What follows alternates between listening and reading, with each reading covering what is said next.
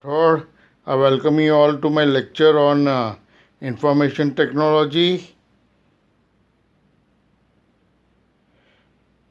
Information technology security is the defense of digital information and assets attached to it.